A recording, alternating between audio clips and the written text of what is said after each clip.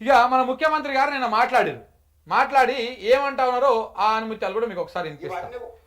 ఇవి కూడా వినిపిస్తాను. నిన్న ఏం కార్యక్రమం పెట్టిండే, మహిళలకు ఏదో పెట్టిండు, మహిళల కార్యక్రమం ఏదో పెట్టి 1,00,00,000 మందిని కోటీశ్వరులను చేస్తాను గతంలో చెప్పిండు కదా, దానికి సంబంధించి ఒక కార్యక్రమంలో మాట్లాడుతాను చూడండి. ఇవన్నీ కూడా ఆడబిడ్డలను ఈ రోజు ప్రోత్సహించడానికి రాష్ట్ర ప్రభుత్వం ప్రయత్నం చేస్తుంది. వచ్చే ఎన్నికల్లో మీ ఓట్లతోనే మళ్ళీ ప్రభుత్వాన్ని ఏర్పాటు చేయాలని మా పార్టీ మా ప్రభుత్వం అనుకుంటుంది.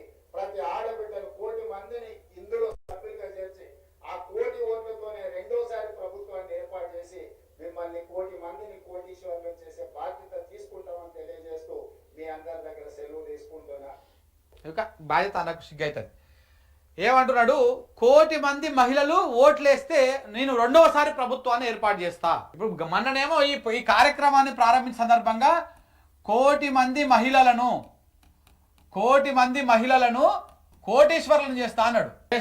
ఇది ఈ కార్యక్రమాన్ని స్టార్ట్ చేసే సందర్భంగా ఇప్పుడేమంటున్నాడు, ఇప్పుడు 1,00,00,000 మంది సభ్యులను మీరు ఇలా చేర్చుర్రి, ఆ 1,00,00,000 మంది మళ్ళీ నాకు ఓటేస్తే నేను రెండవసారి సీఎం అయితా, సీఎం అయ్యి మిమ్మల్ని అప్పుడు కోటీశ్వరులను చేస్తా. రెండవసారి సీఎం అయినాక అప్పుడు కోటీశ్వరులను చేస్తాడంట. ఏం చేసిండని మహిళలను ఏం చేసినవని, నువ్వు వాళ్ళని ఏ రకంగా ఉద్ధరించినవని, ఏ రకంగా వాళ్లకు జీవనోపాధి కల్పించినవని, ఏం చేసినావని రెండోసారి మీకు ఓటేయాలి? కళ్యాణ లక్ష్మితో పాటు తులం బంగారం ఇస్తావా? పింఛన్ ఏమైనా 4,000 చేస్తావా? ప్రతి మహిళకు 2,500 రూపాయలు ఇస్తాం మేము. ఇంట్లో అత్త ఉంటే అత్తకి ఇస్తాము, కోడలు ఉంటే కోడలకి ఇస్తాము, ఎన్ని కోడలు ఉంటే అన్ని కోడళ్ళకి ఇస్తాము, 2,500 రూపాయలు అని చెప్తివి. ఎటువా 2,500 రూపాయలు? నెలకు ప్రభుత్వ ఉద్యోగులకు టెన్షన్ ఎట్లా పడుతుందో అట్లా పడుతుంది అని చెప్తివి. ఎటువా ఆ టెన్షన్గా పడేటువంటి పైసలు? దాంతోపాటు ఇంకా మిగతా ఎన్ని హామీలు ఇచ్చినావు? ఏవి కూడా నెరవేర్చకుండా ఒక ఫ్రీ బస్ ఒక్కటి పెట్టి, ఆ ఫ్రీ బస్సులో కూడా ఆడోళ్ళకి కొట్లాటలు పెట్టి నీకు మళ్ళీ ఓటు వేయాలనా ప్రజలు? అదే మహిళలు వేయాలనా? ఏ మహిళ దగ్గరకు పోయి మాట్లాడతావు రేవంత్ రెడ్డి పరిపాలన ఎట్లా ఉందమ్మా అని? ఇలా నీకు కొన్ని చూపిస్తా చూడుగో, ఈ పక్కనే ఉన్నారు చూడు. ఇగో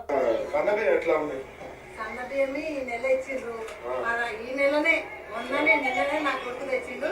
16 కిలోలకు 14 కిలోల బియ్యం వచ్చింది. తెచ్చింది 2 రోజులు అయిందండి. ఎట్లా ఉన్నాయి?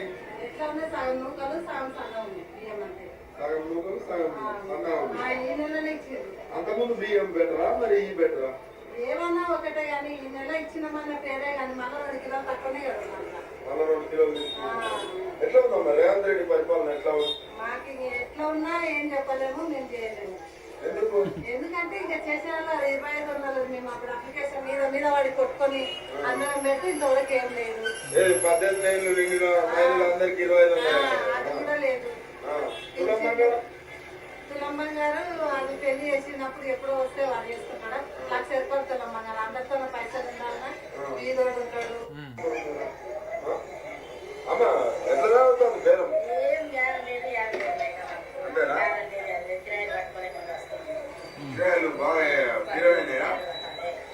ఎట్లుండదు రేవంత్ రెడ్డి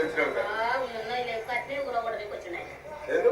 మరి ఏంటిగో ఇది 2 సార్లు కట్టడం 2 సార్లు కూరగొట్టి పైసలు పెట్టి ఏం తీసుకుంటే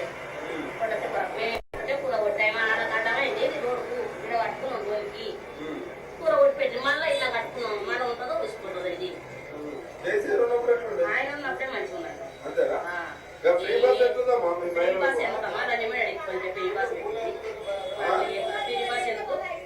పిరిబాస్ ఎందుకమ్మా పండే పిరిబాస్ ఎవడెత్తున్నాడు?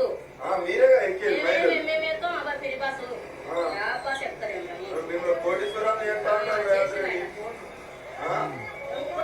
రేవంత్ రెడ్డి మిమ్మల్ని కోటీశ్వర్లు చేస్తా అంటున్నాడు అంటే చేస్తాడు ఆయన కోటీశ్వర్లు అని చెప్పేసి ఎటకారంగా మాట్లాడుతూ ఉన్నారు.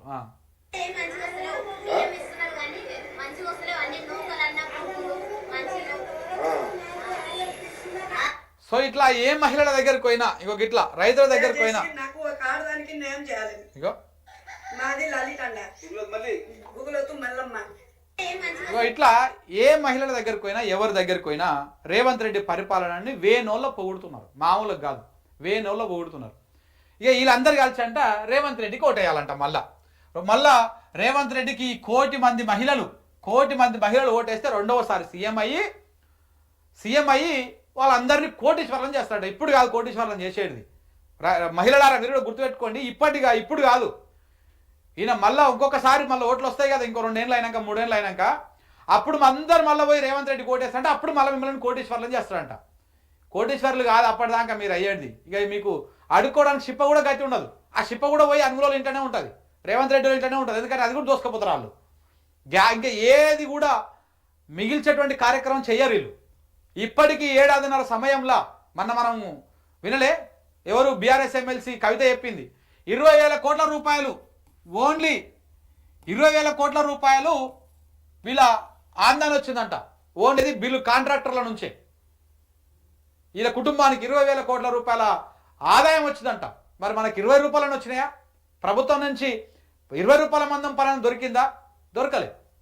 20,000 కోట్లు, 1 రూపాయి 2 రూపాయలు కాదు, 1 కోటి 2 కోట్లు కాదు, 20,000 కోట్లు అంటే ఇక అవి ఎన్ని పశలు, అవి మనం నెట్ కొడితే ఎన్ని ఇండ్లు నింతాయి, ఎన్ని అర్రలు నింతాయో మీరే అర్థం చేసుకుంటారు ఒకసారి. మరి ఆ పశలన్నీ ఎడబెడుతుర్రో, ఎక్కడెక్కడ పెడుతుర్రో. మరి మన జపాన్ పోయిండు, జపాన్ నుంచి రూపాయి తేలే, మరి ఇవన్నీ తీసుకపోయి అక్కడనే పెట్టి వచ్చిండో లేకపోతే ఏందో తెలియదు. కానీ మరి ఆ పైసలన్నీ ఏం చేస్తారో తెలంగాణ సమాజానికి సమాధానం చెప్పాలి. ఇప్పటిదాకా ఆమె కవిత ప్రెస్ మీట్ పెట్టిపోతే కనీసం ఒక్కడు కూడా మాట్లాడలేదు, ఎందుకంటే అది నిజమే కాబట్టి. మరి మాట్లాడా కౌంటర్ ఇవ్వాలి కదా. ఎవరో ఒకరు అధికార పార్టీ నుంచి వచ్చి కవిత ఇట్లా మాట్లాడిపోయింది, అబద్ధం మాట్లాడేది, మేము లీగల్గా యాక్షన్ తీసుకుంటాం, అది తీసుకుంటాం చెప్పాలి కదా.